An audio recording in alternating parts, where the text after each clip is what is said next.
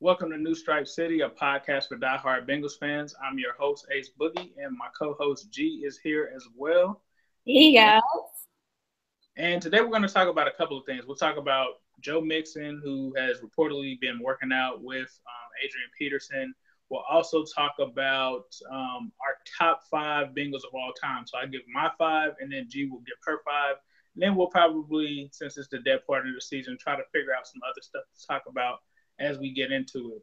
So first off, G, I think that Paul Dawson actually uploaded this Instagram video on his own profile of him working out with Melvin Gordon, AP, and also Joe Mixon. So apparently Joe Mixon is working out with AP. I know that they did build somewhat of a relationship when he was drafted and while he was at Oklahoma. He actually was wearing the number 28 because of AP. What are your thoughts on Joe Mixon working out with a running back of AP's caliber? Well, I mean, definitely it's a great thing because of what Adrian Peterson has done athletically in his role as a running back. So I think it's awesome skill-wise. I just hope that as far as off the field conversations and things like that, AP can kind of speak to him as more of a mentor, because we know AP had some things going on in past years himself, but more so like helping him along with his time in the league and making sure that he stays on the straight and narrow, while also developing that great skill that both of them have as running backs. Oh yeah, I totally agree. I think, like you said, the off the field part of being a mentor, teaching him how to be a pro is definitely important. I really think that it's a funny kind of pairing because Mixon is kind of known for his receiving ability and being more of a receiving running back. And we all know that Adrian Peterson really isn't, that's really not his strength. And he's more so kind of like that straight up and north runner that we kind of need for the AFC North.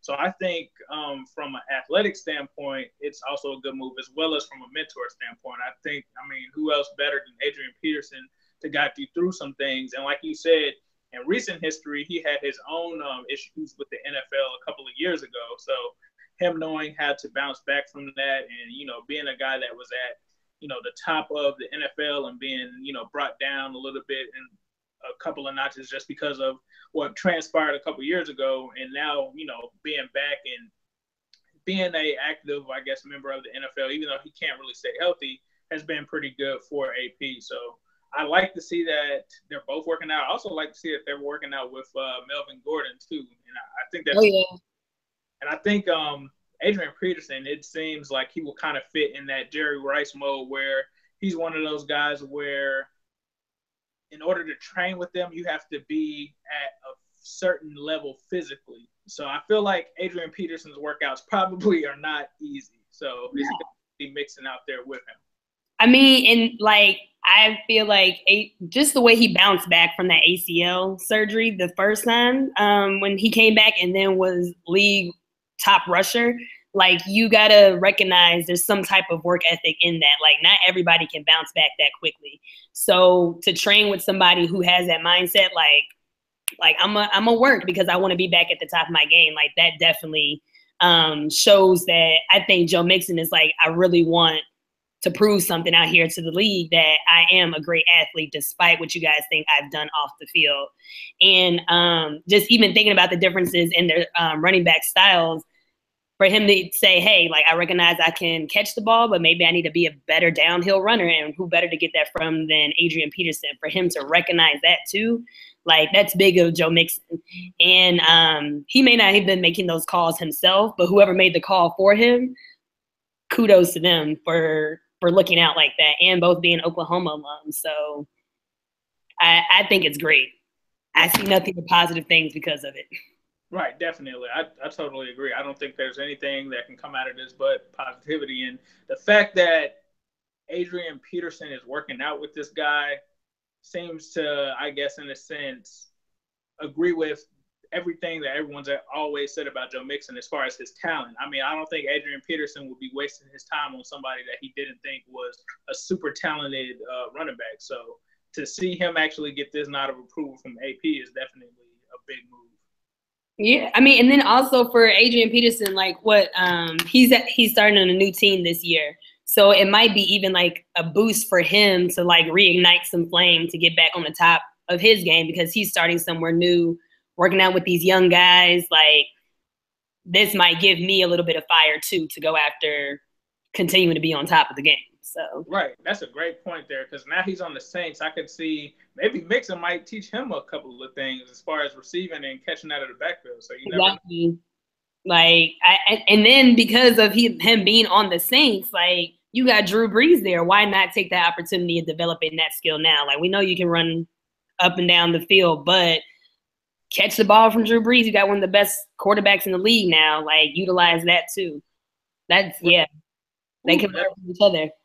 That's going to be an interesting offense and I know that this is a Bengals channel, but that's going to be an interesting offense to watch over there in New Orleans. Like, especially with the fact with Drew Brees throwing so much and Adrian Peterson, it's just like two totally different styles being meshed together. Yeah. Like, you have Adrian Peterson which is basically like a north-south runner, smash mouth, being implemented into an offense where Drew Brees normally throws for 5,000 yards a year. That's going to be interesting. Absolutely. Like, I feel like this is the time where Adrian Peterson can show y'all that I'm just a great all-around athlete. Like, turn me into your Le'Veon Bell. Let me be your Le'Veon Bell for the Saints. Like, I think this is his time to prove that he can be that versatile in his play. Right. I definitely think that we're going to see it because, like you said, they don't really have that Le'Veon Bell there for now. And, I mean, Mark Ingram definitely isn't in that role and AP isn't. So one of those guys are going to have to kind of take on that role. So, like you said, I can kind of see that happening. So, with that, segue a little bit into our top 5 Bengals list. So, this can be, regardless of which era you came up in, it doesn't matter. This isn't, necessarily who you think the most talented Bengals of all time. Player? Basically, your favorite player. Favorite players. Okay. Do you want to go first, or do you want me to go? Well, one of my top 5 isn't a player. Okay, that's cool. It could be Bengals moments, players, whatever. Okay. Well, I can give you my list. So I got Mike Zimmer, Chad Johnson, AJ Green, Boomer, and Vontaze Burfict. Okay, not bad. So, okay, what made you put Mike Zimmer on the list? Obviously, that's a big one for everyone. What about Mike Zimmer makes you want to put him on this list? Over a Marvin Lewis, over a Sam Weish, what about him makes you want to do that? Watching the way the defense responded to him, and I think watching that Hard Knocks, the 1 year, was it his second year or third year there with the team? Just watching the way those players respect him and listen to him, it's like there's something about a coach that has a team that plays for that coach. Like people play for Mike Zimmer, similar to like how people play for a Rex Ryan. Like your players are going to go out and play for you because they believe in what you're telling them. And I think that's what Mike Zimmer did for the Bengals defense. Like just similar to what he's doing with the Vikings, like starting off that season, first year, what they go 8-0, first 8 weeks. Like the players respect him. And like, that's what he brought to our defense. Like our defense has never played at that level that they played when Mike Zimmer was there. Vontaze Burfict, you ain't had no problems out of him when Zimmer was there. You didn't have any problems out of, Pac-Man while Zimmer's there. They had way too much respect for him. Like, that's why he's on my list of top 5 Bengals. Those are great points. I'm just going to stop you right there. We have the chat room going off. So if you guys have any of your top 5 Bengals players, we'll get you guys involved. Make some comments, I guess, in the live chat box on who you guys think would make your top 5 list as far as your favorite Bengals. But, let's get back into your list. So you also said, I believe, AJ Green, right? Yeah. I mean, what about AJ Green? He's that list for you. He's like the best receiver the Bengals have ever had. Just his athletic ability, just the way he shows up whenever you need him. Like there's never a time when AJ's not going to show up. Like AJ's going to show up and do his job. And there's nothing more that you can ask for a player. And he doesn't have any problems off the field. Like you don't hear anything about him. He comes to work, he does his job, and you gotta love that. And then I put Boomer down there just because Took the Bengals to the Super Bowl in '88. '88 was a great year. I mean, was it a great year? That was the year I was born. I think that was the year you were born. Yeah, it was a. 87. Oh, you were 87. But then also Boomer makes me think of my mom. That was like my introduction to football, to the Bengals. Like my love for football comes from my mom, and my mom was a Boomer fan. So when I think about Bengals, I always think about Boomer. Vontaze Burfict, just outside of who he is off the field, who he is on the field, like, man, like, there's not a linebacker out here in the league. There are very few, I would say, that have like that on the field presence that he does. The way that he can get the whole defense in line and just the way he calls plays, like he can read an offense. And I think he's very underrated. But I think he's underrated because of what he's done off the field. But man, just watching him play, like it's exciting to watch Vontaze Burfict play. When he's healthy, he's so exciting to watch. So. Definitely. Did you have? I'm pretty sure. Did you have Chad on your list? Oh, Chad. I mean, how can you not? How is Chad? Chad should be on everybody's top 5 Bengals list. I mean, just because of entertainment alone. But I mean, he's also he was a great receiver, very talented receiver. Can't deny that. But he was just fun. He brought a different type of culture to the Bengals for a little while. Definitely made the games exciting. Definitely made the Bengals worth watching again. Definitely. I think, like you said, even with Chad on like a large scale, I think that most people outside of Cincinnati didn't know much about the Bengals outside of Chad Johnson. Right. It was like kind of put us on that national pedestal as far as being a popular organization. And he kind of was, in a sense, one of the first receivers that kind of had the face of an actual organization. Yeah. Rightfully so or unrightfully so, according to people that used to kind of criticize us. But, I think that he was one of the first receivers that just kind of was able to, in a sense, kind of overshadow Carson Palmer, because people still knew about Carson Palmer, but it was like, when you thought about the Bengals, you're thinking about Chad Johnson. There's no other person that you're really thinking about. And this was a team that had a lot of loaded weapons, like a TJ Houshmandzadeh, a Cedric Benson. At a point, like they had weapons, but it's like that mix of personality and skill was just like amazing. It was almost like another form of entertainment. It was like, like Chad would, go out there and make these claims. I'm going to catch a touchdown on this person, or I'm going to light this person up, but he'd actually do it. Yeah, it wouldn't be like talk. Like he'd actually go out there and do it. And that's what made it so much more fun. Moments with this man where it's like the intro to this show is like him talking about there's only 3 certain things in life: death, taxes, and 85 is gonna always be open. I mean, like he has so many classics. He had the lines. When he had the he sent like the Cleveland Browns entire secondary Pepto-Bismol. Like Chad was just like. But it was like you were going to get the antics because that was going to be a highlight somewhere. But then right after that, they're going to say, oh, yeah, by the way, he had 2 touchdowns, 175 receiving yards. And you're just like, so he did all this and it was funny, but he still came out there and did his job. Right. And it seemed like I seem to remember every year it seemed like he would always lead the AFC in receiving. Every single year he was like up there. So Chad was just. You had the comedy standpoint, you had the entertainment standpoint, and then like he was a part of ushering in the Bengals actually being successful during that time period. Yeah, he really kind of brought some excitement because the Bengals came out of a rut. Like we had some pretty good seasons with Chad Johnson and Carson Palmer, whatever. But we always think about Chad Johnson first. Gotcha. Okay, so I'm looking at a comment over here in the live chat, and you broke the rule. Spoon says that his top 5, he has Mohamed Sanu.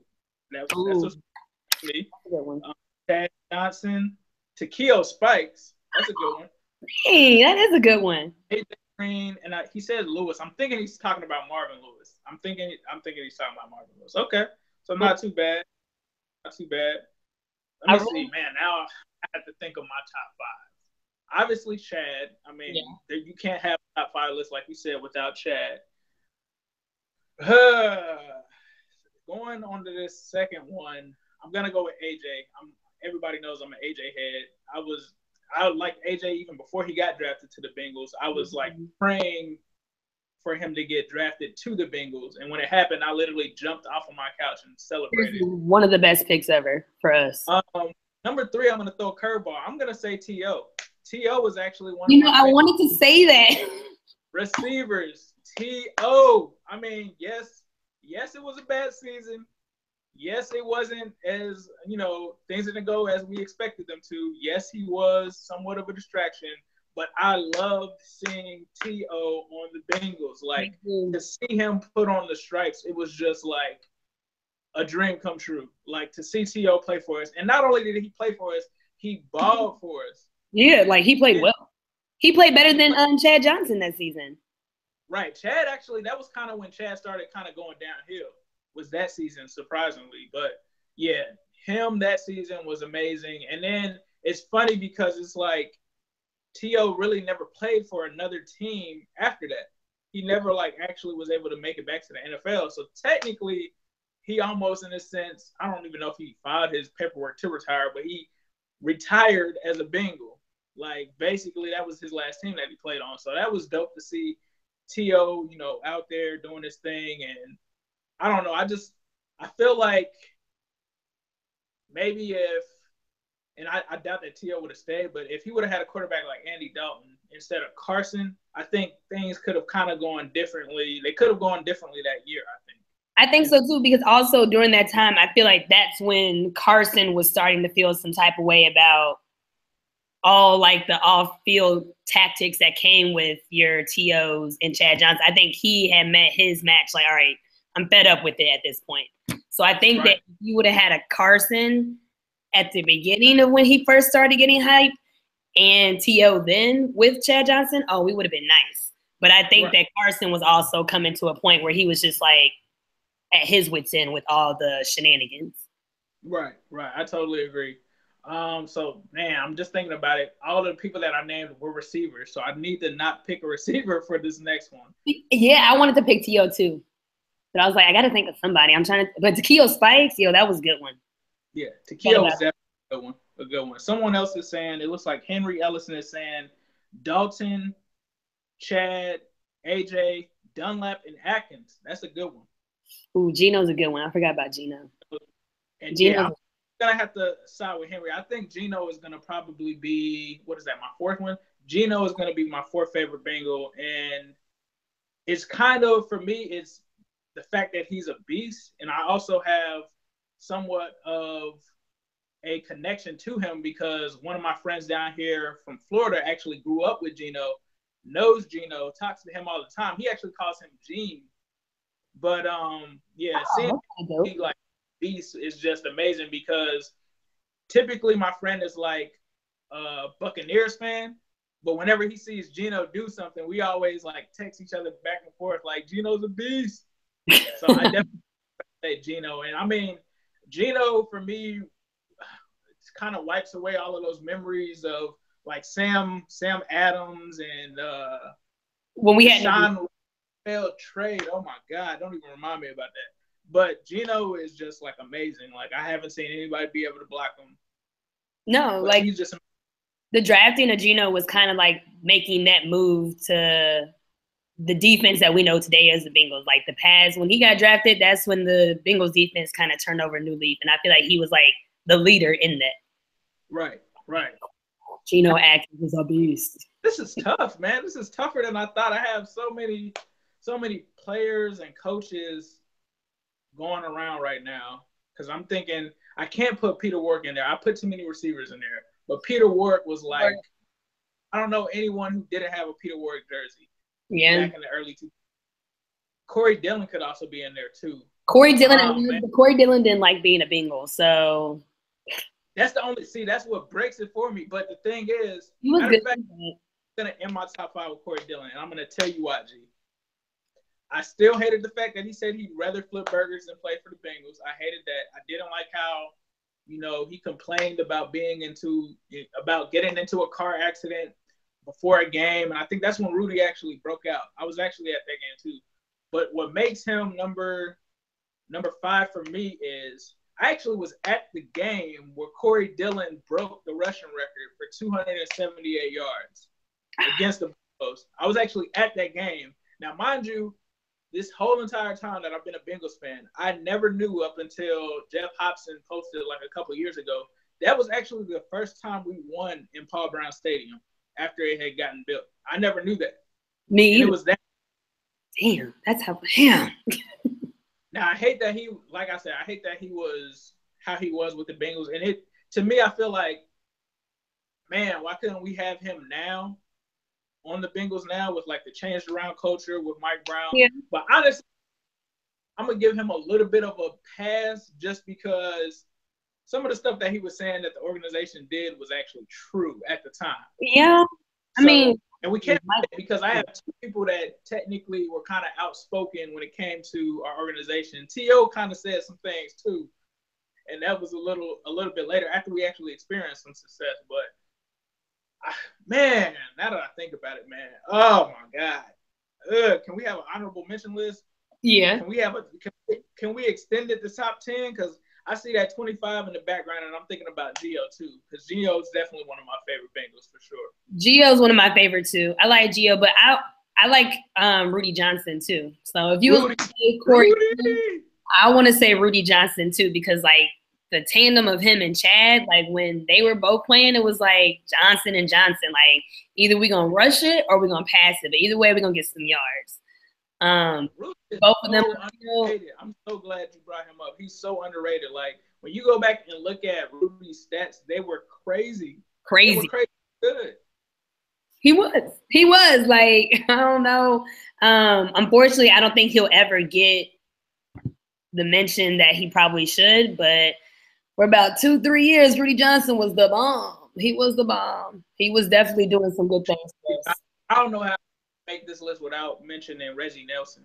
Oh, Reggie Nelson. Oh, how do we forget about Reggie Nelson? Oh my God! I wish we could bring him back. Actually, no, because you know who he followed. He followed. Right. Yep. That's true. That's true. That respect. Thing about is this: like, there's a lot of people that think that Reggie Nelson could possibly come back to the Bengals. We can kind of talk about that, I guess, after this. But there's a lot of people that think like, if he gets cut by Oakland, why wouldn't the Bengals come back and bring him back? Because he signed a 2-year deal there, and then they drafted a safety in 2016, and then they just drafted another safety this year. So they could possibly cut him, and then you have to think about the fact that Derek Carr just got his deal, and they're looking to pay Khalil Mack. So could Reggie Nelson possibly be a cap casualty? They do have a guy that they picked in the second round, I think Obi Melifanu or something like that. So could they sacrifice Reggie Nelson? And if they do sacrifice Reggie Nelson, oh my God, we would have to be there. We would have to be there to pick him up. We still want Reggie Nelson now? Who would you put in for an honorable mention? Like, let's just put, I guess we could do a 5-player list, or players or coaches for honorable mention. So do you want to put Reggie Nelson in as one of them? Reggie Nelson and Rudy? But you know who else? I would also say, even though Pac-Man Jones. Pac-Man Jones, too, man. Might get an honorable mention. Because not only is he secondary, he did some nice things in secondary, had some but he's also got the punt returns too. Right. So like he was good special teams. He's had some pretty clutch ones. He's had some pretty nice plays, some golden moments, and some nice years with us. So I don't know, but I do Reggie Nelson. I do like Reggie Nelson too. I'll say Reggie Nelson. Reggie Nelson? Okay. I'm going to say, let's see, we went through a couple players.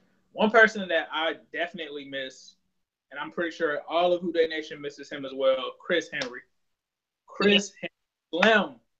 Yeah. Not even just because, he's no longer here with us, but it's just like we saw like a sneak preview of what he could have been. Like, and he was so good as he could have. He really reminded me of Randy Moss. Oh. Like, to me, he reminded me of Randy Moss because it's like whenever you threw like a deep pass, it was like he always came down with it, and it was always either a touchdown or some like explosive play. Yeah. He was super talented, and we didn't even. It's almost like his life got cut short right before he could have extended to like that Pro Bowl kind of caliber receiver because, you know, after Chad and T.O. would have left, it would have basically have been Chris Henry and A.J. Green, which would have been so dope to see as a combo. That would have been so dope. Like, we wouldn't have had like Rome Simpson. It would have been Chris Henry, A.J., and, you know, whoever else. I feel like he was definitely right on that bubble. Right before he was about to pop, he left us like too soon. I feel like he was right there, about ready to have that breakout season. Because he definitely would show you that highlight, the 1 or 2 plays where you just be like, dang, like he got it. But unfortunately, he was taken too soon. And that's too is it's like it sucked because it was right around the time where he had, in a sense, turned his life around. You know, he was, you know, working to repair everything. He had, I believe, just had a younger child or something like that, and he was turning his life around. So definitely Chris Henry, man. And I can't even, anytime I see somebody wear 15, even though Ross is wearing 15 now, it's still not right to me. It's like I immediately think about Chris Henry. I feel like that should have been like, yeah. 15 is definitely, always will be to me, Chris Henry. But if Ross is going to wear that number, I hope they're talking to him and telling him the story of Chris Henry and he understands what comes with wearing that number. And also, like, some guidelines of how he should live his life, too, like making sure he's making the right decisions and staying on the right path. Right. So with that, G, I'm going to throw you a curveball.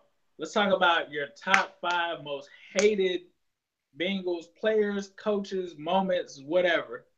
I'm going to start this one off because I have an idea of a couple. Oh, you got one? You got one? The owner, the GM. Owner, Jazz, GM, Mike Brown. That's fair. Oh, man. I have a couple of players, though, that I'm going to roll through. So, number 1, I'm going to say, and I don't know if you guys remember this guy, but Daniel Coates. He was like a fullback, or I think it was a tight end. He couldn't catch anything. I don't remember him. I hated him for the longest, and they would never cut him. And then they finally cut him, I think, like 2011. What? I don't remember him. Anything. Oh, maybe that's why I don't remember him. Yeah, that's probably why you don't want to remember Daniel Coates. Trust me. Number 2, was it Brad St. Louis? The guy that was the long snapper that could never – I think he kept messing up on the snaps. St. Louis. You should never know who your long snapper is. Brad St. Louis. You know it's a problem. Definitely number 2. Number 3, I'm pretty sure everybody will agree with Achilles Smith. He was garbage. He was trash. Number 4. Who should I put for number 4? I'm thinking about this. I want to say Pecco, but Pecco did have some years where he was decent. He did have some. Oh, Carson Palmer. Ray Maluga. And Carson. Oh, Ray Maluga too. Carson Palmer. And USC. Get him out. USC Trojan. Yeah, Carson Palmer, Ray Maluga. Oh my God. And this is my thing, man. I understand that Carson was a great player for us, and I agree that he was definitely a great player from about 2005 to 2007. After 2008, it's like a lot of people try to act like Carson was still the same player, and he was nowhere near the same player. Like, I remember a Tampa Bay game where Carson threw like 3 or 4 interceptions. Yeah. And he was just throwing like interceptions like they were like hotcakes. And I feel like, and I used to do it too to a certain point. I think I did it all the way up until 2009, and I was just like, 2005, Carson Palmer is not walking through that door again. No. So it's just, and I think it was more so because of the injuries, but also, obviously, he's hated because he took the coward's way out, which I had no problem with him being upset with how things were. But the way that he kind of did things kind of rubbed me the wrong way. It's just like, man, like, you're getting paid millions of dollars to play football. And not only, low-key, not only did he do that to the Bengals, he also did it to the Raiders as well, which got to overlook too. He quit on the Raiders.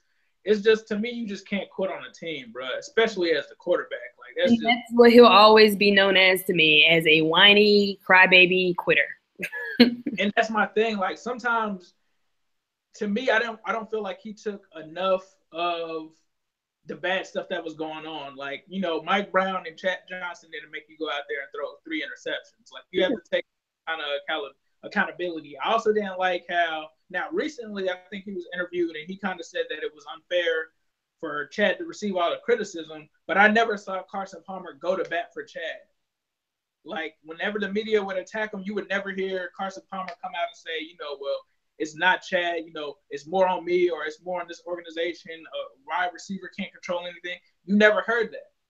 And see, he was, to me, he never stood up as, when I think of a quarterback of an NFL team, I think of a leader.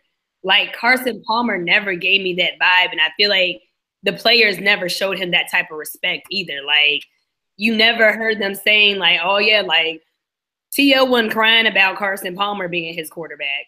Like, it's right. Like, I never felt like they respected him as a leader, and it's not like he ever stood up as one either. So I don't know. I don't care for Carson. I'm so glad that you pointed that out because, like, a lot of people take shots at Andy Dalton talking about he's not a good leader. They always play, like, that clip of him, which wasn't his best moment, trying to, like, pump up the rest of the team. But, like, pull up a clip where Carson Palmer did that. Please show me a clip where Carson Palmer ever did, like, a pregame speech or, you know, did something to pump us up. Like, I never really saw that. And to me, like you said, a quarterback, you not only have to be good on the football field, you also have to be a good leader too. Mm-hmm. You have to be, like, I don't know. I just feel like in a certain locker room, now it's definitely hard to handle T.O. I'm not saying that he would have been able to get a grip on T.O., but if Chad was doing something that he shouldn't have been doing, then he should have been able to, in a sense, get Chad in line and get anybody else in line. But I don't think we ever really saw that. It's just like he kind of expected Marvin Lewis or Mike Brown to keep Chad in check. And it's like, dude, you're on the team. Like, if that would have been Andrew Whitworth had no problem getting people in line. Like, nope. He had no problem checking Chad or anything like that. So, yeah, Carson obviously makes this list. Yeah, like, and then also, I still want to talk Ray Maluga. Like, if that was not the most, I was so excited when we drafted Ray Maluga. Like, I am so anti-USC, like, especially when they were just on that whole run from, like, 04 to 07. Like, right. I hated USC, but I loved Ray Maluga as a linebacker at USC. Like, he was a beast. We drafted Ray Maluga. I'm just like, oh, my God, like, here we go. Defense is about to turn up. Never got there. Like, it was always like, come on, Ray, like, you about to make that play, and then you really about to unleash, and we're really about to see what you can really do. It never happened, ever. That's true. I was on the same bandwagon. I feel like everybody was like, oh my God, Ray Maluga fell to us. Like, I still remember him, like, picking off Ohio State in one of those Rose Bowls or something and taking it in for a touchdown. And it was like, okay, I'm still mad about that, but we have you on our team now. Right, but now you playing for us. Like, oh, I was so ready for the defense to take off. Like, to me, it was like, in a sense, it seemed like he was going to be like our junior Seau. Like, he was going to be ex-Samoan stud linebacker that was just going to take this league by storm. And like you said, it just never happened. I even had a Ray Maluga jersey. That's how hyped I was. Like, my brother bought me a Ray Maluga jersey his rookie year. Like, I was so hyped for Ray Maluga. I was so hyped. Like, to me, that was like one of my, like, in my recent knowledgeable years of Bengals drafts, like, that was one of my biggest letdowns as a Bengals fan, like Ray Maluga, like, year after year, continuing to, like, not meet any sort of expectation. Like, dude, like, what are you out here doing? Seriously, right. Vontaze Burfict come in here and outshine you like you weren't supposed to be nobody. Like, exactly what I say. Like, Vontaze Burfict is what we expected Ray Maluga to be. Absolutely. Like, Ray Maluga was supposed to be Vontaze Burfict, like, what, 7 years ago? Like, right. From day one, you were supposed to be running this defense, like, picking off these offenses. Like, I don't understand what happened. Like, I think he just got comfortable. Right. I definitely agree with you. And it's like, it didn't help the fact that he came behind Odell Thurman. Yeah. Like, Odell Thurman was like, oh, man. I just think to him, like, that's when the snap was popular. And I think he had like an interception or something when he started doing the snap, and it was just like that void was left for so long. And I expected Ray Maluga to, like, fill that void. It's like, okay, we lost, our best linebacker because of off the field concerns. Cool, but now we drafted Ray Maluga, and he's gonna no. It just wasn't there. So many whiff tackles. He just, to me, I think Ray's greatest enemy was his own self. He would think about stuff too much. And so I don't think he was really I don't think he really had much mental fortitude, because it was like he would hear the stuff that our fans would say about him, and it would kind of wear on him in the actual games, and he would get like anxiety or whatever. So that was, definitely a huge disappointment. Yeah. And I think people were actually excited when they cut him this offseason. I was like, finally, we can make room for somebody else. Because he's just taking us. And it was like the fact that they just kept settling and putting up with Ray Maluga year after year, after we could see like blatantly on the field that this guy is not good and this guy makes so many mistakes. And see, that's one of my problems too with like the Bengals, like with the whole back office too, is that you draft these players with these high expectations, but even when they prove to you year after year that they're never going to be those players you drafted them to be, why do we continue to hold on to them for so long? Like, like 3 to 4 years ago, Ray Maluga showed you he wasn't going to do anything. You should have got rid of him then. We could have had another linebacker already in place to match it with Bontes. And then with what's his name that we just got from the Cardinals, like we would have been okay. But again, we held on to Ray Maluga for 3 years and we didn't have to hold on to him, including another USC player, Taylor Mays, held on to him for way too long. Oh. Like, why is he still here? He should have been gone after year 2. Goodbye, Taylor. Right, I agree. And it's crazy because Taylor Mays looks like he would be the best football player of like all time, like from a physical standpoint, but he is trash. He's trash. Taylor Mays is what's up with the USC players? Like, why are they not being successful at the professional level? I don't know. I thought it was just the quarterbacks, but it might be the other positions as well. Matt Leinart is so trash. Like, Matt Leinart was supposed to be like that deal, like Matt Barkley. Like, they've had, like you said, they've had a lot of players. Keith Rivers. What's his name? What's his name that played for the Jets with the hair, the curly hair? God. Mark Sanchez. Butt fumble guy. What's his name? Yes. Like, seriously, like, nobody, I want to know who's been successful in the NFL that came from USC. I'm trying to think. That's a good question because Keith Rivers was definitely a bust for us. Ray Maluga was a bust. Probably Clay Matthews. That's like the only one. Like, the other linebacker was trash too. Clay Matthews is the only one. Clay Matthews is the only one because I respect Clay Matthews. Like, Clay Matthews is a shit. Right. Yeah, like anybody else, it's just like USC has like a curse going on right now. They really do. Even in the aspect of Reggie Bush. Reggie Bush had a few okay years, but Reggie Bush never did what Reggie Bush was supposed to do after watching him play at USC. Oh yeah, Reggie Bush at USC thought he was gonna blow, but he never did. College player ever. Like, Reggie Bush was amazing. Oh my God. But he said he never lived up to those expectations at all. And he had the perfect landing place with the Saints at that time too. But hey, you just don't know how to be successful.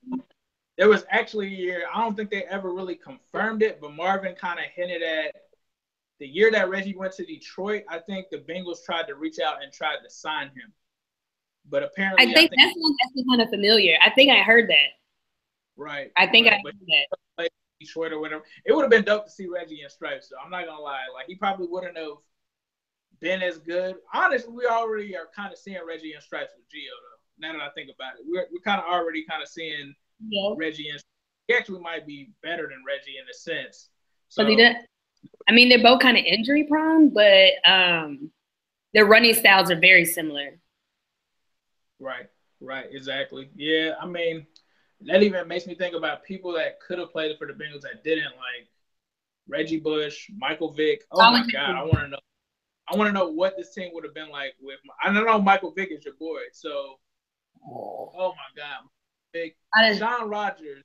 That was one of the worst moments for me in Bengals history, because I don't know if you remember this or not, G. They actually announced the trade on ESPN, they showed it. And at the time, like, Shawn Rodgers was like the best defensive tackle in the NFL.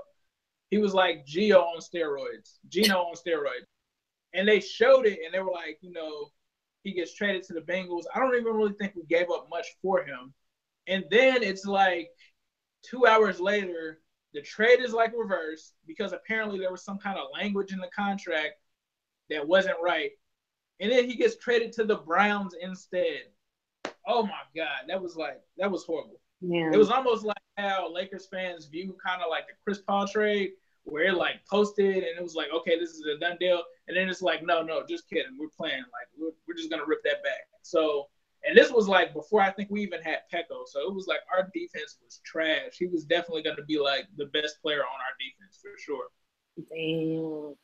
And it was the first time I think the Bengals had made like, the Bengals never make that big like in-season trade for a superstar. Like they'll trade for like a role player or somebody, but this was like a superstar. And then it's like all of a sudden, this trade is off. And it's like, what? Are you serious? It probably was something sketchy that Mike Brown put in the deal, honestly. Absolutely was Mike Brown. Absolutely was him. This sketchy self. Weirdo. What if we picked up Colin Kaepernick instead of Andy Dalton? That would have been interesting. That would have been really interesting because I think about it from the standpoint of like the offensive coordinators that we would have had in place. So you have a guy that's pretty innovative in Jay Gruden. That would have been interesting to see like how his offense would have run with Kaepernick. And then you had Hugh Jackson too. That would have definitely have been an interesting like offense to watch. Like I'm not gonna say that we would be better because I still think I feel like Andy Dalton's pretty good, but I think the games would have been and the offense would have been more exciting and more explosive. Let's just put it like that. And our coaching, like I feel like the reason why Kaepernick, even though he's still pretty good, I mean, if you look at his stats from last season, he's still pretty decent. But I feel like when he lost Harbaugh, like, and he didn't have that coaching and that tutelage, that kind of messed up his growth as a quarterback. Because to me, he was like, in a sense, when they ascended to the Super Bowl and all of that, he was almost like, it was debatable whether or not he was like a top 10 quarterback. You could say, okay, Kaepernick is a top 10 quarterback. Like now, it's almost like you can't really say that. It's almost like he's top 15 to top 20. He's like in the Andy Dalton range, but you could kind of give Andy Dalton a little bit of the nod over him now. But I think back then it would have been crazy to see Kaepernick play. What do you think Cap would have did to this offense? I think Kaepernick would have brought in those playoff games where we had Andy. I feel like Kaepernick would have had that edge that would have probably gave us the win. Why I say that is because because he could run. He could use his legs to score. Andy doesn't or has yet to shown that extra edge in a game. Like it's all on the line. I gotta run it in. I feel like Colin Kaepernick had that. It's something about just that spirit of when he plays, like watching him play back then when they made it to that level, when he had Harbaugh. It's just kind of like, by any means necessary, I'm gonna figure out how to win. And I feel like sometimes Andy misses that. It's like sometimes when it's like, this is the playoffs, man. Like you got 2 minutes left in the fourth quarter. What are you going to do? I feel like Colin Kaepernick was just like, I'm going to do whatever I have to do, and I'm going to put it on my shoulders, and I'm going to win. I don't feel like I get that from Andy Dalton. And year after year, you just watch him in these big games. You're like, it's fourth quarter, dude. Like, this is when you step up. And like too many times, it's like we're waiting on our defense to do something instead of Andy making those plays to put us in a position to where I don't need to depend on the defense because I've done everything I was supposed to do as a leader of this offense. And I think Colin Kaepernick would have brought that where Andy kind of doesn't have it yet. Right. I definitely agree with that. I think, like you said, up until 2015, I never saw Andy kind of display that. I think he did a little bit in 2015 just in his defense, but I think outside of that, you didn't, like you said, you never really saw that. And I think you saw that with Colin Kaepernick from day one. Yeah. Because, like, he was hungry. He was ready to take Alex Smith's job. He was ready to, he wasn't giving up that position at all. And like you said, he was going out there trying to win games, doing what he could. It just would be real interesting to see that because a lot of people try to talk about how he's not an accurate quarterback. And I think a lot of people forget, like, Andy's rookie year, he wasn't as accurate as he is now. Right. And AJ Green built a lot of those passes his rookie year. So seeing Colin Kaepernick and AJ Green together with this defense, oh man, and these running backs, that would have been interesting. Like I said, he would do better than Andy, but I think that the games would be very exciting to watch, especially since we've basically never had a scrambling quarterback. Never. Like that's like what if we would have had Jeff. Recent history, not in like the 90s and stuff like that. Like in recent history, we've never had that scrambling quarterback. Never. Like when you think about, I guess the most recent one, what is it, like Jeff Blake maybe? Yeah, Jeff Blake was probably like the only one. Like I'm not counting Anthony Wright or Josh Johnson because they like never played. Josh Johnson. Wait, who? I only put like Wright on Madden and Terrell Pryor, but they never played him. Yeah. So no, they never. I mean, that's another one that got away too, man. Oh man, we could be sitting here talking all day about about that. But for you guys that are still listening, we're doing this contest for subscribers where our first 1,000 subscribers will be subject to be picked from a random drawing to receive this autographed Chad Ochocinco, Chad Johnson, whatever you want to call him. I kind of call him Ochocinco. But you get this autographed picture just for subscribing. So make sure that you subscribe, check us out. And G, did you have anything else that you wanted to talk about? No, I think we had some good discussion today.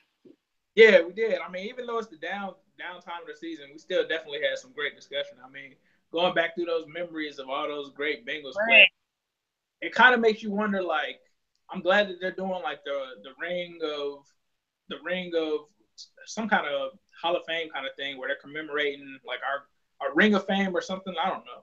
But I'm glad that they're actually doing it because there's a lot of good Bengals players that haven't, received any accolades like the Hall of Fame and stuff like that. There's even people that we didn't mention like Ken Anderson and a bunch of people, man. Like, oh, man. I just wish sometimes I wish that I was actually able to see like some of those earlier years of the Bengals when they like went to the Super Bowl and everything because there's a lot of great players from like that era too that me and you, we kind of missed out on. We were basically in diapers. I mean, how are we going to watch? Right. Definitely appreciate their greatness still. We definitely still commemorate them like Chris Collinsworth and all of that. But, yeah, like definitely had some great discussion. Yeah, we did. Great Bengals history. Well, I'm sorry, my bad. Well, with that being said, we'll go ahead and end this with a Who Day, all day, every day, and especially on Sunday. Have a good one, guys.